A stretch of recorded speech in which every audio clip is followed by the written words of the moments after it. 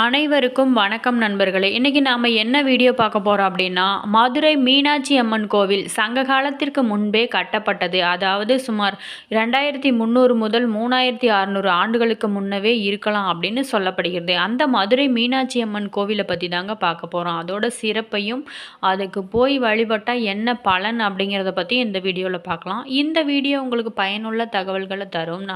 இந்த வீடியோ உங்களுக்கு பிடிச்சிருந்தா லைக் பண்ணுங்கள், கமெண்ட் பண்ணுங்கள், ஷேர் பண்ணுங்கள். இந்த மாதிரியான சுவாரஸ்யமான தகவல்களை நீங்கள் தெரிஞ்சுக்கணுன்னா மறக்காமல் இனியவள் சேனலை சப்ஸ்கிரைப் பண்ணிக்கோங்க. கூடவே பெல் ஐக்கானையும் கிளிக் பண்ணிக்கோங்க. வாங்க வீடியோக்குள்ளே போகலாம். பாண்டிய மன்னனின் மகளான மீனாட்சியை மணக்க சிவன் சுந்தரேஜர் வடிவில் மதுரைக்கு வந்தாங்க. மீனாட்சி பார்வதி தேவியின் வெளிப்பாடு. மீனாட்சி அம்மன் கோவில் இவர்களது ஒன்றியத்திற்கு அர்ப்பணிக்கப்பட்டுள்ளது. பிரம்மாண்டமான கோயிலுங்க. உயரமான சுவர்களால் சூழப்பட்டிருக்கு. மீனாட்சி அப்படின்னா மீனை சின்னமாக கொண்டு அரசாண்டவன் அவன் வம்சத்தில் பிறப்பிலேயே ஆண்மகனை போன்று அரசாட்சி செய்த பெண்தான் மீனாட்சி அப்படின்னு சொல்லப்படுகிறது. 2500 ஆண்டுகளுக்கு மேலான மதுரை மீனாட்சி அம்மன் கோவில் வரலாற்றை கொண்ட இந்த கோவில் இந்தியாவின் பழமையான மற்றும் மிக முக்கியமான கோயில்களில் ஒன்றாக சொல்லப்படுகிறது. புராணத்தின்படி இந்த கோயில் கிபி 6ஆம் நூற்றாண்டில் பாண்டிய மன்னன் குலசேகர பாண்டியனால் கட்டப்பட்டது. மன்னன் குழந்தை இல்லாததால் சிவபெருமானிடம் குழந்தை வேண்டினாங்க. அவருக்கு ஒரு மகளும் பிற்காலத்தில் மீனாட்சி என்று பெயரிடப்பட்டது. அவள் பார்வதி தேவியின் அவதாரமாக கருதப்பட்டு 21 வயதில் ராஜ்யத்தின் ஆட்சியை கைப்பற்றி மிகுந்த ஞானத்துடனும் நீதியுடனும் ஆட்சி செஞ்சாங்க. மீனாட்சி பின்னர் சிவனை சந்தித்தாங்க. இருமனுக்கும் திருமணம் செஞ்சு வச்சாங்க. அவர்களின் திருமணத்தை கொண்டாடினாங்க. மீனாட்சி தேவியை போற்றும் விதமாக இந்த கோயில் மீனாட்சி அம்மன் கோவில் கட்டப்பட்டது. மதுரை மீனாட்சி அம்மன் கோவிலில் தரிசன நேரம் அப்படின்னு பார்த்தா காலை 5 மணி முதல் 12:30 மணி வரைக்கும். பூஜை காலையில் 6:15 7:15 வரைக்கும். திருவனந்தாள் பூஜை காலையில் 10 மணி முதல் 11:15 வரைக்கும்.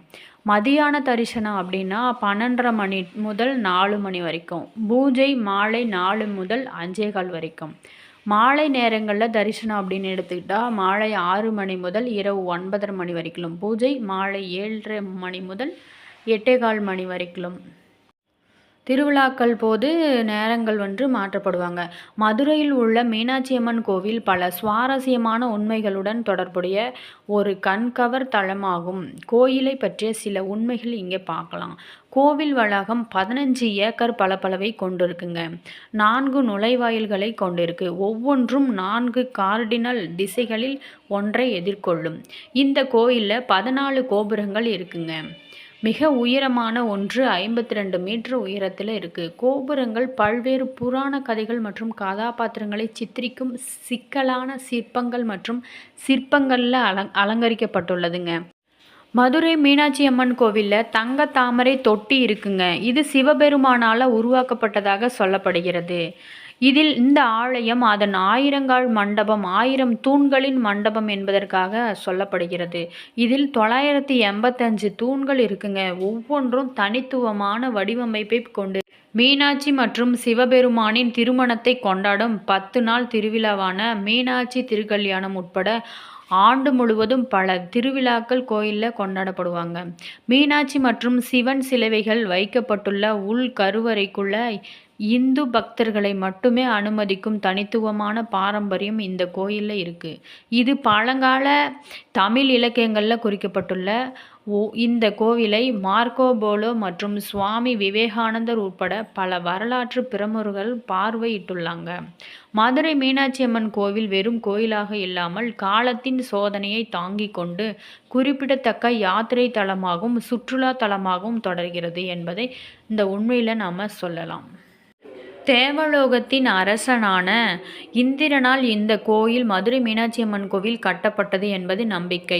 ராமர், லட்சுமணன், வருணன், இந்திரன், தேவர்கள் மற்றும் முனிவர்கள் போன்றவற்றால் இச்சிவாலயம் வழிபடப்பட்டுள்ளது. இத்தலத்தில் தரப்படுகின்ற பிரசாதமான தாளம்பூ குங்குமம் பிரசித்தி பெற்றதாகும். மதுரை திருப்பார்கடலை கடந்தபோது நாகம் உமிழ்ந்த விஷத்தை இறைவன் அமிழ்தம் அதாவது தேன் ஆக்கியமைதால் இத்தலம் மதுரை அப்படின்னு சொல்லப்படுகிறது. நான்மா கூடல் மதுரையை அழிக்க வருணன் ஏவிய 7 மேகங்களையும் தடுக்கும் பொருட்டு சிவபெருமான் தன் சடையிலிருந்து விடுத்த 4 மேகங்களும் 4 மாடங்களாக கூடி மதுரையை காத்ததால் நான்மாட கூடல் என்ற பெயரும் மதுரைக்கு உண்டுங்க. இத்தலத்தின் மூலவர் சுந்தரேசுவரர். இவர் சுயம்பு மூர்த்தியாவார். இவரை சோமசுந்தரர், சொக்கலிங்கநாதர், சொக்கசேசர், ஆழ்வாய் அண்ணல், சொக்கநாதர் எனவும் அழைப்பாங்க. இவரை வழிபட்டு இந்திரன் தன்னுடைய பாவத்தினை தீர்த்து கொண்டாங்க. அதனால சுயம்பு லிங்கத்திற்கு கோயில் எழுப்புனாங்க. மூலவர் விமானம் இந்திர விமானம் என்று அழைக்கப்பட்டது. மதுரை சுந்தரேஸ்வரர் கோவில் 15 ஏக்கர் பரப்பளவில் அமைஞ்சிருக்குங்க. இந்த கோயில் 8 கோபுரங்களையும் 2 விமானங்களையும் உடையது. இங்குள்ள கருவறை விமானங்கள் இந்திர விமானங்கள் என்று அழைக்கப்படுகிறது. 32 சிற்பங்களும் 64 சிவகணங்களும் 8 வெள்ளை யானைகளும் கருவறை விமானங்களையும் தாங்குகின்றன. இந்த கோயிலில் கிழக்கு மேற்காக 847 அடியும் தெற்கு வடக்காக 792 அடி உயரமும் உடையது. இந்த கோயிலில் ஆடி வீதிகளில் 4 புறமும் 9 நிலைகளை உடைய 4 கோபுரங்கள் மிக உயர்ந்த நிலையில் இருக்குங்க. இவற்றுள் ரசாய கோபுரம். கோவிலின் அழகிய சிற்ப வேலைப்பாடுகள் ஒவ்வொரு மண்டபத்திற்கும் வேறுபட்டு அழகிய நுணுக்கங்களை கொண்டும் தனித்தனி சிறப்புகளையும் உள்ளடக்கி இருக்குங்க. அதில் சில மண்டபத்தை பார்ப்போம். அஷ்டசக்தி மண்டபம், மீனாட்சி நாயக்கர் மண்டபம், முதலி மண்டபம், ஊஞ்சல் மண்டபம், கந்தப்படி மண்டபம், கிளிக்கூட்டு மண்டபம், மங்கையர்கரசி மண்டபம், சேர்வைக்காரர் மண்டபம், திருக்கல்யாண மண்டபம், ஆயிரங்கால் மண்டபம், வீரவ சத்திரநாயக்கர் மண்டபம்.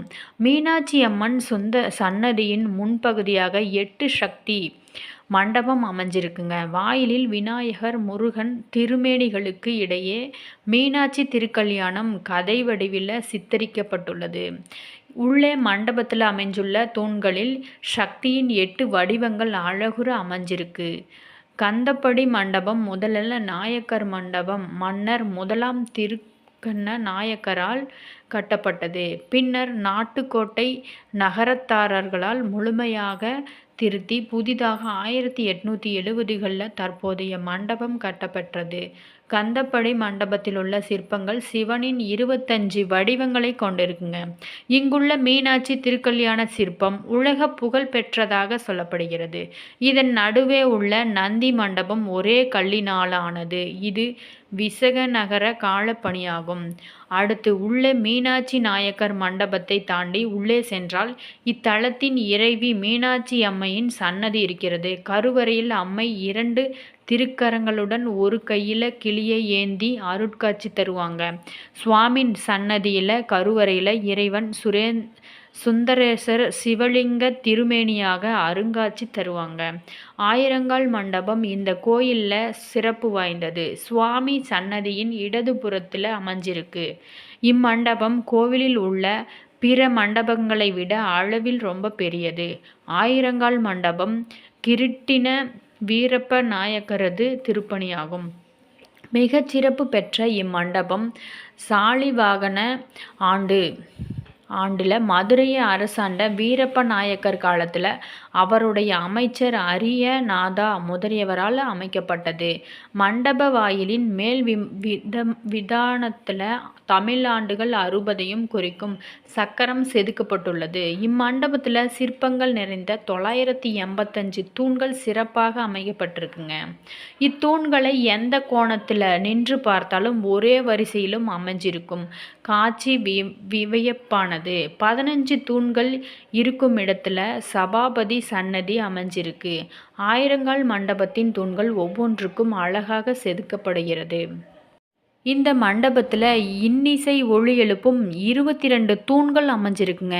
இம்மண்டபம் கோயில் அருங்காட்சியகமாக மாற்றப்பட்டு பல்வேறு காலத்திய சிற்பங்கள், ஓவியங்கள், பரதக்கலை முத்திரைகள், இசை தூண்கள், தியான சித்திரங்கள் என பல்வேறு சிறப்பு அம்சங்களாக காட்சியளிக்கப்படுகின்றன. இந்த வீடியோவில் நாம் மதுரை மீனாட்சி அம்மன் கோவிலை பற்றி பார்த்தோம். இந்த வீடியோ உங்களுக்கு பயனுள்ள தகவல்களை தந்திருக்கும் அப்படின்னு நம்புகிறோம்.